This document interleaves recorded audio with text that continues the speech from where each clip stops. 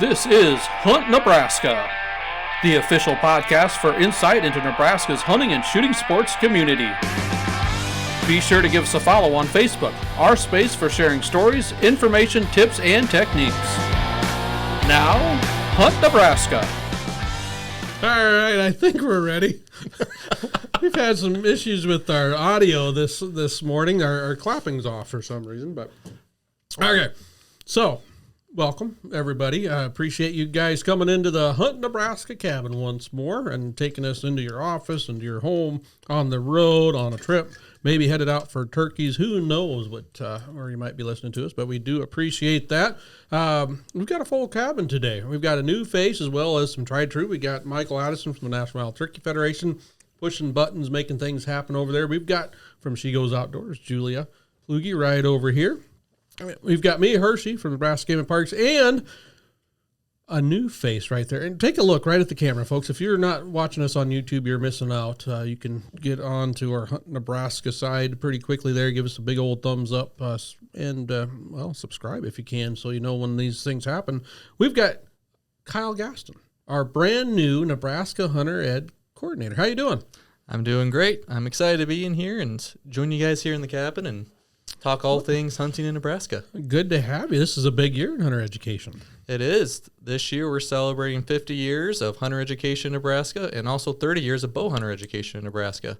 So it's an exciting time to jump into things full speed. Oh, yeah, and full speed is what's going to happen. That hunter ed program rarely slows down, especially as we tool up for a brand new hunting season. Of spring turkeys just open for those that want to chase them with a bow and arrow, and or if you want to wait until the shotgun opener, that comes up pretty soon, 13th of April. Yep. My calendar and counting is correct. So a lot of things happening there. It's going to be good to have somebody back in that position kind of leading the charge. Because you got how many hundred active instructors right now? We're around 500 to 600 active instructors, but we can always use more. There's always more people that need education, more people who want to learn about going outdoors and hunting. And so if you're passionate about it or wanting to help out your community, by all means, reach out to me and I can start the process to get you to be a certified instructor. It's really kind of cool, Julia. We're getting ready to celebrate. Well, we are celebrating the 50th anniversary. Started in 1974 as far as the mandatory hunter ed program. And we've got instructors that have been teaching for all 50 years. Some of them got going as a hunter ed instructor prior to that when it was just a voluntary class. But the impacts that program has made just been dramatic. We're going to have to spend one day a chat in here in the cabin talking about all the accomplishments and all the stories and some of the background on that, because it is unique to say the least how that all came about and what we've seen as far as hunting accidents, or what we call incidents, because we know that several of them are preventable with the right training and right education. So some cool stuff there. And you brought gifts. What'd you bring us? Yep, I brought you guys all some deer sticks that I've made up myself. So this is from the field. I process it all down and tell us about myself. The deer. Where'd it come from? Oh, I was over by Grand Island along the Platte River there. Got some permission to go hunting along the river. Oh, what was the landowner's name? Oh, no, I'm just kidding. We appreciate all of our private landowners that allow us to hunt, but we're not going to use their names on air so that you Bob, look over and see you in the same spot. Yeah, Jim Bob, he helped me out. Yep, Jim Bob's a great guy. But the other positive part, though, they never hunted, and now they're actually interested in hunting. So I actually are working my channel there and trying to see if I can get a chance to take them out turkey hunting, because they also have some turkeys there, and they don't know what else to do with them. So, okay, well, why don't we learn the process of hunting? So it's a mutual relationship of how you can build. Not only asking permission, but then train other hunters to hunt as well. Oh, that is pretty. It always shocks me, Michael, how many folks that do farm, do ranch, have access to that land, which is a challenge for a lot of us hunters that don't hunt. Yeah, no, there's a lot of them that just their time is spent farming. That's what they do, and they don't really view as they have the time to do anything else. So, if you have a local farmer in your community who's got some ground, and just give them a ring, knock on their door, ask, see if maybe they'll give you some permission. A lot of folks are, can be more open to it than maybe one would think. We see a lot of folks all the time that are like, it's so hard to get permission. Well, you might get told no 10 times, but the 11th time, never know. And Julia, as we know, spring turkey season can be a busy time on the farm. Planting season, you guys wrapped up calving on your operation some time ago, but others do that late calving period perhaps. Yeah. And then starting breeding season and then getting the cows out to the pasture. And it's hard. It seems like those popular days or those busy days of farming are the same time as those popular days or the days that we're allowed to go hunting. So, but you make it work. Yep. There's some time, and the beautiful thing of our Nebraska spring turkey season is it's nice and lengthy, and so you've got some opportunities, and we've got our days getting longer already. We're seeing that quite a bit. But talking about turkeys, Julie, did you notice our brand new? We've got to bring attention to this right here. This award that we received. I think it was just last chat that we had that we brought it up. Yeah, I see that. That's very we're award winning now. Professional. Fancy. I'm not sure who took the picture of the turkey, but it's nice. Not at all edited. No, I like unaltered. it. The 2024 Outstanding Achievement Field of Experience, Western Regional, second place, excellence. Ooh. Field of Excellence. Field of Excellence, yep. Not experience, right. excellence. And something of the Western Regional. Second place podcast division. Second place podcast division. Congratulations. Yeah, I'm not sure they awarded a first place. I'm not sure, but it gives us something to work on. Gives us something to shoot for. Strive. Yep. Keep going. We don't want to get you never resting know because then you still can go up. They want us to keep striving for improvement. I think that's a noble goal. We folks just trust me. We here in the Hunt Nebraska cabin and the Hunt Nebraska crew don't rest on our laurels. We're not going to put up just a participation ribbon and call it good on our wall. A lot of folks do in their podcast area. Not us. We're going to keep striving to get better. Yeah, we're going for that first place participation award. So, it's hunting season. We've wrapped up a lot of our seasons. We're kicking off what I would say is our 2024 seasons. How do you guys see spring turkey season? It's one of those things that happens on the opposite end of the calendar than just about all of our other hunting seasons. We get to hunt a bird during its breeding season, which is the opposite of all the other birds we get to hunt, Kyle. Is this the kickoff to the 24-25 hunting seasons, or is this a wrap-up of the 23-24 hunting seasons? Kickoff. I like the word kickoff. All right. Yeah. Good. It fits fits my narrative better. Yeah. I'll be the one voice of opposition. Well, to Kyle's me, it was been- always the end It's of been hunting nice seasons. knowing you. Here. Yeah. Pass that deer around. Put in perspective of my previous profession of being a game warden here in the States, it was summer was a completely different season for how game wardens work all year. Oh, yeah. Versus the hunting season. So hunting season start in the fall, run through the spring, and then summer we go and work all the state parks. And so that's why for me it always felt like it was the end of the hunting season, so we're wrapping it up and they were gearing up for the summer boating, camping. At least he has a good reason behind it. Yeah. He's got a reason. I'll give you the oppositions and Sure. grunting. But now that I'm out of that position, now maybe I'll start viewing it as the kickoff. Oh, well, there you go. Change begins here, folks, in the cabin. Now, that's good that we've got some dissension, because today we're taking that all in stride, and we're going to be talking about the best excuse for when you miss that shot. We've all been there, right? Hunting, maybe we're out there shooting blue rock, because there's a lot of trap shooters out there, high school teams, middle school teams, taking advantage of the season, building up to the Cornhusker shoot there in Donovan here in May. Wow. We got to have a good reason. I love the old saying, to hit is history. That we did that. Now we're moving on. Whether you're out there pheasant hunting, now we got to worry about retrieving it, getting there, how we're going to cook it, all the pictures, all the excitement, all that type of stuff. But to miss, we start scratching our head. Why did I miss it? What happened? There's got to be a reason. What can I do differently next time? I don't usually miss. And we've got that ego in there as well. So I love the old saying, to hit is history, to miss is mystery, because we spend a lot more time trying to figure out why that is. So today, for your help and as a public service, we're going to figure out the best miss when it comes to shooting. Now, before we all sat down here, we came up with a bracket. Now I got the bracket covered in trail mix. Healthy, though. Healthy trail mix. Sponsored today by whoever left the bag of trail mix out on the conference table. We've got official brackets right here. Unlike our basketball brackets, which are being hung up and completely busted out there on the white board. Mine was busted day one. Yeah, mine Oh, too. it's been good. It's been Mine good. too. They are, especially whoever wrote down Nebraska to the championship game. Was that? Who did He that? is not in this. He's not here to Okay. defend his Not having actions. today. We've kicked it. I mean, yep.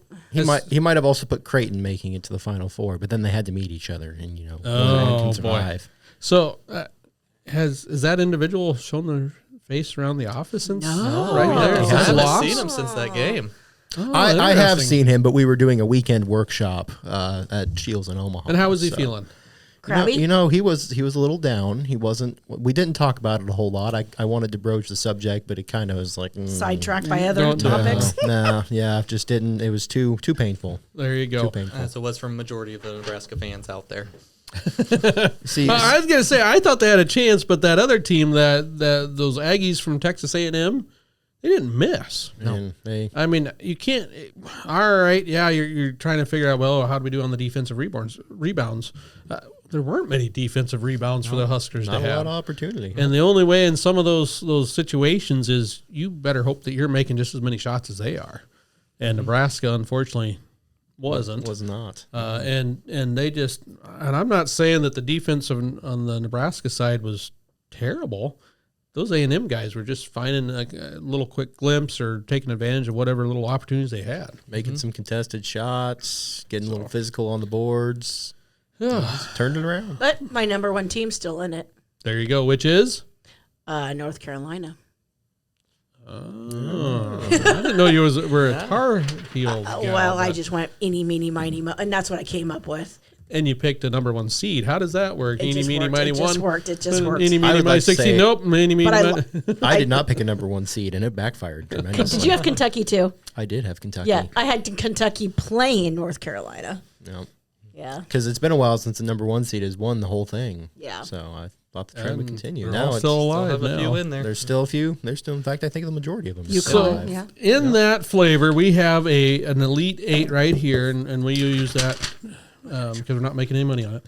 And we're going to figure out the best excuse when you miss a shot. And before we came into the cabin, we've got we came up with a list, and we'll go through that here in just a bit. But have you ever noticed that when people do miss a shot, there's generally a reason that they give, that it usually has to do either with the equipment, such as, man, that something wrong with my sights, bad ammunition, something along those lines. It might have to do with the environment that they're in, stick in the way, Yep. gust of wind.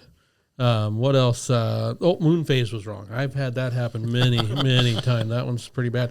Have you ever had, and Kyle, I noticed that when you sent out the welcome, the new Hunter Ed instructor email, you had some rooster pheasants in the picture there. So I take it you're a bird hunter at times. Oh yeah, that's my Have go-to. you ever missed an upland bird, whether it's a pheasant or a quail, because of the snow or rain hitting you in the face? I could get along with that excuse. I could understand that Yeah. to an extent. Yeah. Sometimes if you're in a cattail marsh, for example, chasing pheasants, and one of those little cattail houses, poof, and then it comes floating back into you, and you got your eyes, your ears, your mouth, your nose. Oh man, that's something else. I know that I've used that one. Sometimes we blame it on the critter.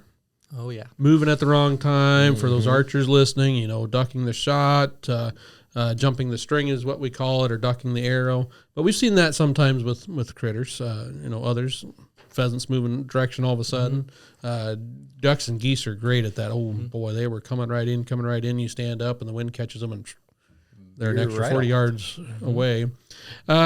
Sometimes, Julia, we admit it, it's probably us, but we don't usually like to say that was really completely our fault. We kind of deflect it. Oh, I just didn't have much of a shot opportunity. This is one of my favorite, and this is one for those trap shooters out there, or if you're shooting some skeet or blue rock or mourning doves or anything like that. I shot too far in front of it. You guys ever heard that excuse? I've used that excuse all the time. Yes, I know. Too it. far in front, too far behind, too far underneath. And I will say that most people, when they missed a moving target with a shotgun, 90% of the time they are shooting behind it. Yeah. We try to convince ourselves, I let it too far. It's like, no, you probably thought about it if you know how far your lead was, and you probably stopped your swing. But there's also, I use the wrong eye. Have you guys ever done that? Can't say I've done that. Especially in trap shooting, I shoot with both eyes open. So. This is, shotgun and archery should have both eyes open. This is something I've learned. We talk a lot, even in Hunter Ed, about dominant eye and master eye and all that type of stuff. We all kind of know what it is. There are some folks that either young or maybe they're aging or they actually have co-dominance. Harry Wendell, one of our good volunteers and mentors, has learned to shoot. He's kind of co-dominant. He learns to shoot blue rock both left and right-handed. Because as one eye takes over, he just switches where the gun, which is just amazing. But he knows that. Yeah. He recognizes that. Talked to a gentleman that did a lot of trap shooting, still does, and some skeet shooting there in Iowa. And he said, yep, I was always right eye dominant until I hit my 70s. And all of a sudden, after about 3 boxes of shells, I start seeing my right eye get tired, my left eye taking over. And I've got to stop, and like you said, I got to start shading that left eye a little bit to get it back on track, which is kind of interesting. Cell phone ring. You guys ever miss a shot due to a cell phone? The vibration. Yep. Oh, there you go. Yeah, feel that. Oh gosh, darn it, perfect timing. I've had it going off as they've been coming in and been reaching for it, shut it up. And be like, stop. Yeah, that one's a new one out there. That didn't happen 30 years ago near as often it probably does today. Playing games on them is some of that stuff. And maybe, Kyle, you need to tell folks what you did prior to becoming a Hunter Ed and coordinator in the state of Nebraska when you worked for the agency earlier. Yep. So most recently when I worked for the agency, I spent over 5 years being a conservation officer across the state here. Was lucky to do it. And then also did a short stint as a wildlife biologist for the private lands out in western Nebraska, too. So there you go. So the conservation officer side of you has probably heard these before. Again, folks, these are not ones that we've used, but ones we've heard or found online. The odd excuses, such as I couldn't get the window down fast enough to take the shot, or the spotlight wasn't bright enough out there. So excuses, but not good excuses on that end. I thought you'd go with another one. The game warden scared me or scared off the birds. I've heard that one before where we're trying to chuck a duck blind and birds come in, and it's a game warden's fault that we didn't get the birds or we missed the deer. Yeah, there you go. I figured that's where you're going with that one versus the... That can be a good one. I've heard some people talk about that's that true. all the You time. can blame another hunter for walking into your spot, or mushroom hunters. Mushroom hunters. Yeah. Have you ever had your boss trying to call you while you're sitting in the cabin? I mean, the blind while you're trying to hunt? His ears must be on fire. Yeah. We were just talking about him a little bit ago. Yeah. Boy. We're not Speaking doing of this phone, live. Speaking of phone, when you're trying to hunt and he's calling, wondering where you're at. Oh, was I supposed to be in the office today? Oh, you didn't see my sick notice? I told you I don't feel great. Sick. Some of us have those pre-planned, Hershy, and some of us have those pre-planned at certain days of the year. But Yep. Not me. You got to plan them. All right. So we've got our brackets right here, folks. We got the official clipboard here. The Hunt Nebraska official makes everything more valid. We've got our brackets, just like they have in the pros or in the big leagues. We've got 8 excuses that we put down. These I'll read through these here quick, and we're going to just go head to head until we have one excuse standing, Kyle, and that is the official winner for the 2024 Great Excuse Off for why I missed that shot. We've got the sights are off. You guys have never used that one before, have you? Never. Never. I wouldn't. Usually it's the barrel's crooked. Oh, the barrel's crooked. I'm going to write that one down. Yeah. That was I a like happen. it. Mm-hmm. I've seen Darn some good. pictures online of crooked barrels, and Now, I will say, before we did a youth minnow hunt out in western Nebraska, this was several years ago, one of the fathers double-checked the gun that they were going to use, his son was going to use on the hunt, and he looked through the scope, and he realized something was missing. Looked through the scope. He's like, "There's no crosshairs in this thing. It's like a telescope. I mean, that's it. It just nothing." And he took it to the local sporting goods store, and he's like, "Yeah, sometimes that happens. They're pretty fragile and all that. And over time, they just kind of wear." It was an older gun, so they had to get a new scope. But I'm glad they went to make sure things were copacetic and to shoot a little bit to sight in, what all responsible hunters do. But that would be a little disheartening. Like all of a sudden, I mean, we've been there with red dot scopes where the batteries die, but this well, this isn't electronic. There's always crosshairs in there, but not this time. The critter moved just before I shot. All right, there might be some validity to that one. I can't help it when that happens. No, we can't. We can't. Even when we're shooting, a couple hundred pellets at like a turkey's head, they can move. There's no doubt about it. They can move at 50 yards. Don't stay still for very long. But that's in there. Julia, have you ever had buck fever? Oh yeah. I remember my first hunt and an attempt to shoot a pretty good sized buck, and I think I've shared this story before on this when he's coming up the hill and we're looking eye to eye, and I go, and he goes, and like had this like, and screamed as he was running away. I kid you not. I do remember the buck squeak story. Yep. Yeah, they scream. And it's not just related or just only exclusive to deer with antlers by any means. It's everything. Turkeys, you can have turkey fever. I was hunting with a young gentleman, and this was in a different state and area on a special state park youth mentor hunt. And this youngster, it was antlerless only, got doe fever.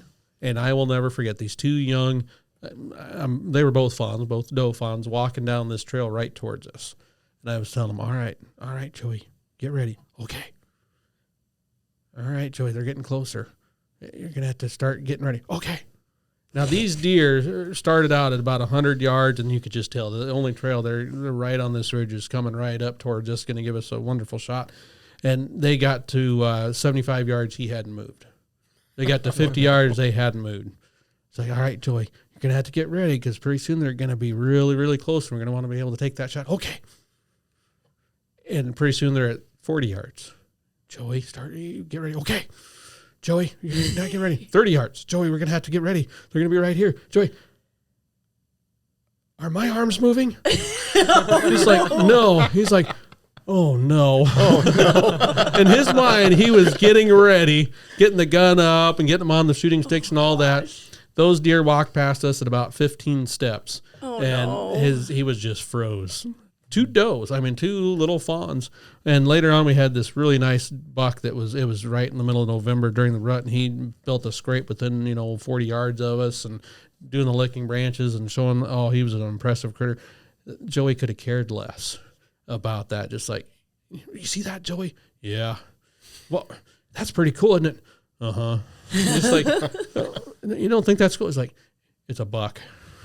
And I got a doe tag. So it's just sort of like, oh boy. Anyway, so buck fever is real. It's a real ailment, so you can use that. I think that we prove that medically. Should be able to use sick days for that then, right there. Absolutely. There we go. That sounds like feel some gobbler fever coming on too. Now, Michael, this is an excuse you brought up that got made the board was too much recoil. Yep. What does that mean? Well, walk us through that while I eat some snacks here. Well, depending on your sensitivity to recoil, especially if you go to pattern your sight in your gun before the season, sometimes you get a little gun shy, or you're anticipating that shot before you take it, and whether that's you jump the trigger or you're kind of moving a little bit too much or whatever else, you're just anticipating that recoil before the shot, and it causes you to maybe veer off a little bit, and that can apply to both hunting and shotgun shooting. If you've been out there shooting 2 or 3 boxes of shells on the skeet field or the trap range, and your shoulder starts to wear out, maybe you hurts a little more when it kicks. But amen to that. There's folks that really embrace recoil, and the more recoil, the better, because that means this is a more powerful firearm or what have you. And there's others, and I fit in this second category. It's just like, I don't want to get kicked around. I'm supposed to be having fun around here. This should be good. So I usually go that I don't way. shoot 3.5-inch shells for a reason. I'll say that much. Me neither. I always go back to where I grew up, folks. You had to use shotguns, shooting slugs during the deer gun season. And I always remember trying to help people sight in their slugs. And Kyle, it was funny because we're talking, 30, 40 yard shots oftentimes. And Actually, most deer were taken at well within that. And we'd go and we'd shoot paper, and we'd try to have a stand there. We'd try to have some sandbags or something like that. Some people prefer, well, I'm going to shoot them offhand, so let me just shoot them offhand. I learned fast that you put a lot of faith into that first shot, because they really were trying to make sure that they got a good shot off, holding their breath a certain way or exhaling at the right time and just slowly squeezing that awful shotgun trigger. And then if I go boom, and you look at it like, okay, this is where you are. We better shoot it again. The second shot, they're thinking, man, that didn't feel good. And so they rush the second shot oftentimes, and it'd be a little further away from the bullseye, Julia, and further away from their first shot. And the third shot, if they hit the paper, you're just like, I think you're good. We'll take a break now. But it just got worse and worse. So recoil can be a pretty big one. Julia, you came up with this one, gun rest safety, or gun rest was shaky or it failed. Yeah. When you're out there rifle hunting, you just, if you're shaking a little bit, or maybe you've propped it down on the ground and earthquake makes that shake, I don't know, but, or you set it down with some buck fever and it just falls, or just, you can blame it on that rest. And some of those with the triggers and stuff, the weight of the gun will drop them down. True. And really fast, faster than when you have to get them a little bit taller, the gravity working on the opposite direction is or like that a moment one. of truth.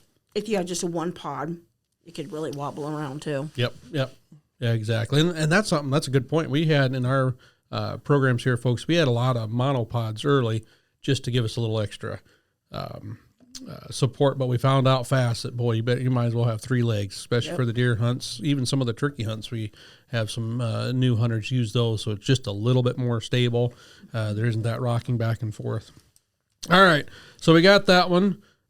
Safety left on. Have you ever left your safety on a shot, Kyle? Oh, yeah. I grew up with one of those toggle safeties there on the gun, and that's what I learned on as a kid. And for me, I was just talking to Michael earlier of how I have poor circulations. My hands are always cold, so they don't always want to push that safety just right to turn it on. So growing up, or get heavy gloves on, that safety just doesn't want to work. And it throws off the whole rhythm. Oh, yeah. And with shotgunning, as everyone knows, it's a little bit of rhythm, it's lots of practice. But once you throw that rhythm off, it's just hard to come back. From time. You can relate that to basketball. Once you get in the rhythm, that's what makes those streaks happen. And when you get out, it's hard to get back on sometimes. I will say, too, that I'm right-eye dominant. I married a gal that's left-eye dominant. Sometimes we've had to borrow the other one's shotgun, for example, and we know that the safety there on the trigger guard works the opposite. But our brains are so what I want to say, so used to having it be the way we're used to, that when we bring it up to take a shot at a goose or at a pheasant or what have you, our finger feels that it's already in the wrong spot. And I don't know how many times, even though I've maybe off the top, like, okay, I know I've got to think it through, and I take it off like I'm supposed to, which is the opposite way. My finger and my brain still feels it in the wrong spot, so I'll put it back on just as I go to shoot. A lot of birds have been saved by that. Yeah. Nice thing with a turkey is you've sometimes got an extra opportunity to still get that fixed up. But for those flying birds and critters, not so much. All right. Julia, this is another one of yours. You had a couple that made this. The dog pumped me. Yeah, I guess, like, it hasn't happened to me, but when you're out there pheasant hunting and that dog's moving around everywhere, I kind of have this feeling like someday I'm going to be tripped by this dog. I could see it. And this is one that it gets joked about from time to time, but there's been hunting incidents that have been caused by dogs. Easily. When people don't unload their firearm crossing an obstacle like a fence or a creek, leaning it up, a loaded firearm up against an unsecured dress like a vehicle or the tailgate of the truck or what have you. I mean, that's something you got to keep in mind. That does happen. And then one we've all heard, right? Sun in your eyes. Oh, yeah. How many of us have used that one? I have. Oh, yeah. I've had snow in my eyes, sun in my eyes. Doesn't matter if it's cloudy or not. It's dirt. Sun. Yep, Wind it works. in your Everyone face. understands. Dirt, cattails. Yep. Pollen. So that one's in there. All right. So we got our 8. We got sights are off. Critter moved before he shot. Buck fever. Too much recoil. Gun rest didn't work. Safety left on. dog bumped me, and sun in my eye. So here we go, head to head. And there's 3 of you. The way we're going to do this, folks, is we're just going to go head to head with each of these excuses. And when the winner moves on, it's a single elimination, Kyle. So the loser in the vote disappears. There's 3 of you that are going to take votes, so we can't have any ties at all. I tried to seed these a little bit with the more commonly heard against those perhaps a little less common, but that's kind of a call that I had to make and probably didn't work perfectly, but we're going to go with it. Again, folks, we got the clipboard, we got the brackets. We're going to come down with the winner of the missed shot excuse. So we're going to start off with my sights are off versus the critter moved just before I shot. And if you guys want to, if it's one of yours and you want to fight for it a little bit more, you can try to convince the others. All you need is 1 vote because 2 is the majority here. And we're doing simple majority. That might be a super majority when there's only 3. I think it is. 2/3. 66%. Yeah. Yeah, that's a super majority. We won't talk about quorums, but. All right, so critter moved before I shot or the sights are off? Which is the better excuse?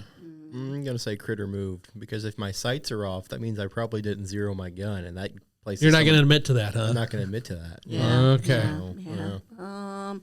I've had it happen to me. My sights are off. Your sights are It's off. happened to Okay. me. All right. I'm gonna claim. I was gonna say sometimes Good when for you you, got Julia. kids around, Good for you. Good for taking responsibility. other people in the house that might be using your firearm Yes. or around the firearm. absolutely. That's usually what happens. It's someone else is moving the sights. All right, so we got 1-1. You're the tiebreaker here, Kyle. Talk about the Pressure's on. pressure being the new kid in the cabin. Here we go. I know. Sights are off for critter movement just before a shot. Well, since you guys are making me make the tough decisions early on here in my career, I'm going to have to go with the critter moved. Well, good. I'm too 'cause- much of a upland hunter, and especially when I get into a group of quail, covey of quail, they just go every direction. So it's never my fault that I miss a quail. It's always they're turning different directions. They say Blue Rock is supposed to be good practice for shooting quail, and I don't know. If a quail, I don't see a Blue Rock just go whee off the other direction. So It helps, and they don't scare you near as much as quail do when you step on a covey. that's true. Oh, where'd they come from? All right. Well, I'm glad you chose that because for some reason I've already got it written down in that second round. That's pretty good. Good guess. Julia? Had a Went there a premonition. little bit. Sights are off. That was to me that was a mini upset right there because a lot of people claim, oh, the scope's been dinged, the sights have been moved or anything like that. That was a tough one right there. But we're down to 7 now. All right, moving on because we've got to do this for time. We're gonna go to the bottom. Sun was in my eyes. I've heard that a lot. Is going up against the dog bumped me. And this one's a little trickier though. What might hurt the dog one is there's times when you don't hunt with a dog. Right. Yeah, that's true. Fine. Even though I brought up the dog, I brought up that team, I'm going to still go with the sun in the eye. You're gonna go with the sun in the eyes. Yeah. Okay. All right. Yep. You ever had that happen? Mm-hmm. Yeah. Mm-hmm. That's one of the problems of living here in the Great Plains when you got those, usually during hunting season, those northwest winds, those north winds blowing, and that sun's on that southern trajectory. Oftentimes, there's a lot of things, waterfowl hunting especially, that's what comes to mind first, is all of a sudden, you're looking right into the sun because you got to have the wind at your back. Here's a Or you're story. pheasant hunting and it's like, all right, I want to go this way into the wind, but now I got to come back east, and all of a sudden the sun is low on the horizon. You're walking right into it. So a story with the sun that, obviously we had the sunrise time when you're hunting, that specific time frame. Very important. Yes. So on my blind, because I sit on the ground blind for hunting deer, is my shaded screen. So I thought it wasn't light enough yet, and here's this deer walking across. My son is getting angry at me because I'm not shooting. I'm like, no, you can't ethically shoot this deer yet. It's not light enough. Well, after the deer left, and I was like, I pulled the screen down. I'm like, it probably was light enough. Shooting light was 20 minutes ago. Yeah. I never did tell him that was the case, but we had an ethical lesson. No, it's too That's early right. in the morning. You can't hardly see that deer because of the screen. Good education. Ethical and lawful. So you're voting for sun in the eyes. Yes. Okay. All right. Kyle. I'm going to go along with Julia here. The sun in your eyes. Yeah, we're going to make it a decision right away. 2-0. So, Michael, you can vote for the other one, but it's not going to get anywhere. No, I'm going to say sun in your eyes. Sun in your eyes. Because it's happened to me. All right, I'm writing that as we speak. So we're down to 6. All right. Let's go with buck fever versus too much recoil. Buck fever, had it happen. Who hasn't? I mean, that's part of the fun of hunting to some extent. It's something we probably use and we can kind of, we look forward to, but when you really get frozen, it can have some things that don't help you hit.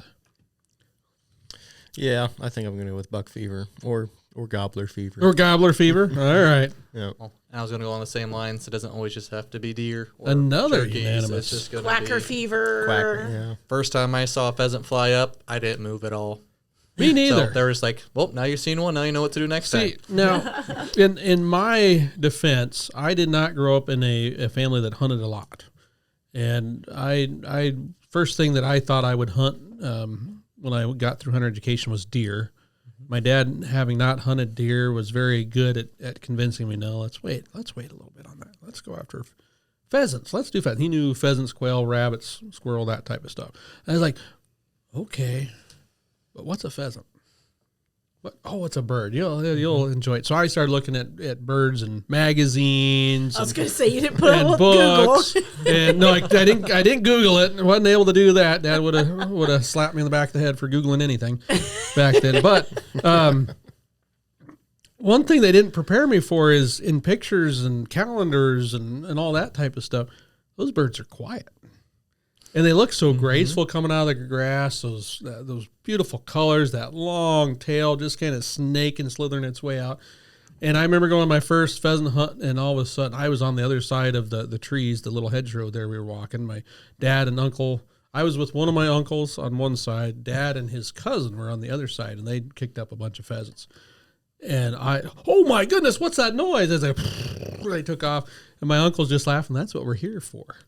Just like, they're that loud? And I remember almost stepping on a hen later, and my dad still, that was one of his favorite stories, watching me just almost Pee your pants. Almost. And just like I went down to knees like, all right, hold on now. I'm not sure. These things are out to kill me. But all right, so we've got 3 that made it. We've got one more in the first round. We've got the gun rest was faulty, it was shaky, and the safety got left on. Safety left on. Yeah. Well, So we've got, those are 2 tricky ones. That's going to be tough because, hey, if your rest is shaky, you just like, oh boy. But if you leave the safety on there, anything happen. There's nothing taking place there. No bang, no nothing. All right, so think this one through. Kyle, we'll give you the first crack at this one. from my stories earlier where I was having all those issues with the safety, I'm going to have to go with the safeties were left on, or would it turn off? Okay, all right. 1 vote for safety left on. Getting stuck. There you go. Let's see. Who hasn't had to decide one yet? So I think we'll I'm go the only Michael. one that's made a decision so far. Michael, we'll give you second vote here. Safety. Safety. Take Oh, the you just safety. took all the pressure off of Julia. That's fine. But I was gonna go with The shaky rest. the shaky rest. Oh, yeah. see, we should have gone with you the second one. Yeah. Yeah. Well, and you've lived that one before, if I I've remember lived right. The that one, shaky. too. All See, right. I haven't lived the shaky rest, but I've lived the safety. Yeah. Same story. And it's one of those things. Deer hunting, you can get by with that safety, and you can think it through just a little bit more. I have left the safety on a deer, and but usually you don't flinch too hard to where they don't stick around. I have seen them take off, but all right. So we're down to our final final 4 folks. Boy, if I can get that out. Sun in your eyes, safety left on, buck fever, and the critter moves. So this is down to the championship. We've got to decide the 2 that are going to go head to head for this year's best excuse. And we're going to go with the southern region first. We're going to decide the champion of that area by going safety left on, the one that just won, versus the sun was in my eyes. Difficult choice. Safety left on, sun in my eyes. I'm gonna go with sun was in my eyes. Oh, okay. Just one because vote. I've had that be a hindrance to me more than times that I've left my safety on or. Really? Yeah, there's definitely been some times where I've either not taken the shot or it would be a more difficult shot to take or I've waited longer. So don't take this the wrong way. If more of a fair weather hunter then? The sun's shining, you go. If it's it's cloudy out there, folks, we better sleep in. I go in all conditions. Okay, all right. That just gives me more ammo for blame something other than myself. If things are going wrong all around me, true. I can blame all those things. That's more that environment than on the hunter. Okay, I see that. Yeah. Julia? I'm going to go with the sun in the eyes. Sun in the eyes. You didn't even slow that one down. No, That's from just that because- deer. Yeah. That deer story. Haunted by that story. Again, because you didn't vote for safety left on in that last one. No, I should've can't. known I that. can't jump teams. Kyle, and as if it mattered, which one would you have chosen? I think I'll go with the safety left on. Oh, Make it a little more of a split tough decision. decision. Just the amount of times where I get too excited or something, then I just don't get that safety flipped on or off. Or That takes It's practice, just- doesn't it? Yep. It really does. And then when you mess it up again, back to that rhythm thing, Or it messes everything you up. switch shotguns and the different types of safeties. I've yep. had that one happen too quite Yep, often. you go from, and some of them, like you said, the top tang safety, like over-unders on shotguns. You go to a lot of other shotguns have it on the trigger guard, but it might be the front or the back. Rifles, it can be top like thumb safety or on the side. Multi-phase safety. One little click's not enough. Gotta go 2 clicks. Yep, we got a lever action. You got, the old hammer. All right, so we got our first in the championship. It is the sun in the eyes. We need its competition, and that is the winner between Buck Fever or the critter moved before I shot. Kyle, we'll let you go first one on this one. Mine's the critter moved. Critter moved. Yeah. Okay. All right, that's one. That's one for... That's interesting. Yep. Going for that. I think some experience is playing into this vote. Julia, Buck Fever or the critter moved before I shot? I'm going with the Buck Fever. Buck Fever, 1 for 1. This is going to come down to one last vote. What'd you call that, Buck? That was He was the screaming. the buck scream. Okay. Yeah, he was a All buck right. scream. Some I'm gonna people have have to market that screaming call. goats. Some people have screaming bucks. Well, if you had a deer, especially during the rut, one of those bucks that are just walking right through the area and you need to stop them to get a shot off, maybe that's a new call we could market. Yeah, true. Yeah. True. Wow. Yeah. Be ready because he's going to reverse course. All right. So, Michael, you've got the Got a I guess the decision to luxury make. of choosing which one moves on, critter move before I shot or Buck Fever to make it to the championship round right here. Yep. Well, it's a difficult choice, but I'm going to go with Buck Fever. Oh, wow, Buck Fever. Buck Fever. I can think of many a time and a couple of my own shots where Buck Fever has played into it. Played into it a bit. We've all been there, haven't we? Yeah. Oh, my goodness. And sometimes it's just you forget about that. And deer, I mean, they exemplify, like you said, though, gobbler fever, duck fever, pheasant fever. There's all sorts of things there. But I know that so there's a few bucks that everything seems to be right, and then all of a sudden that hunter takes that one last look at those beautiful antlers on tops and sends their arrow or their bullet through the non-vital area of antler bone, and that deer lives to tell a story. Now, you got to assume that there's a lot of good stories told by a deer after the rifle season in there. And then he did this, and he was there trying to look for a sleeve to wipe it on. Anyway, all right. We are in the championship round right here. We need some sound effects. Do you have sound effects when she goes outdoors? We can plug them in. We need to plug them in. do. Oh, that would be good. Maybe we're going to have to do this one by secret ballot. Insert crowd noise see. here. Yeah, I have crowd noise downloaded if you need it. All right, we'll just pause. That way we can add it in. It's a very, very raucous, rambunctious crowd. Oh yeah, it's the championship game. We passed the Final Four. It's bet. all. So we have, if for those playing at home or that have kept score, you know where we are. If you're driving down the road, you're not able to write as you drive. I understand. So I'll tell you in the championship game, probably two of the tried and true, probably most used tried and true from one side of the state, north to south, east to west. Buck Fever, I got Buck Fever there before I missed, versus The Sun Was in My Eyes. I'm going to let you guys just mull that over, folks. Down in the comment section, you can choose which one you think is the best excuse for a missed shot, or the one you've used the most, or for missing one in this conversation today. Make sure you type that up as well. We'd love to hear it. Maybe it'll make the next round when we ever do this again, if they let us on there. So we got to know where the winner is, but we're going to end it right here. Buck Fever versus Sun in the Eyes. Who wants to cast the first vote? I feel like we have to close our eyes and vote like we're in kindergarten, so there's no pressure. Okay, we can do that. We can do that. All right, everyone Close your eyes, eyes. raise your hand. Close their eyes. Make sure everything's good. No cheating here. Look, you two, And my we're eyes just are gonna. closed. And the other thing you got to do though, Julie, is make sure you don't bump the microphone when you raise your hand, Okay. or just not make any Put your noise so finger that you're up. not influencing others just by the. Boy, I'm quiet today. All right, so we're gonna do this. So those watching YouTube are gonna know the winner here first.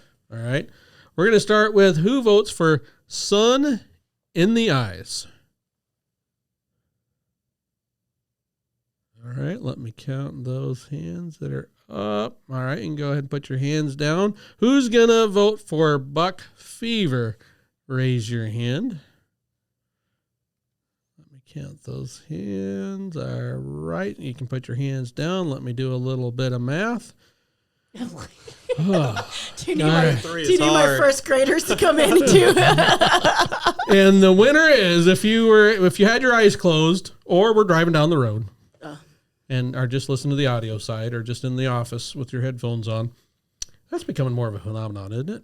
I've noticed that, and it really irritates me when I see people do that. What's With that? their headphones on? Have their headphones on while they're driving. Oh, No yeah. situational Oh, yeah. awareness. with nobody else in the car. Yeah, nobody nobody else else. in the I was saying here in our own office, I've seen more people put I it. do. I do it. I do that. Yeah, I do it too because that. everyone else.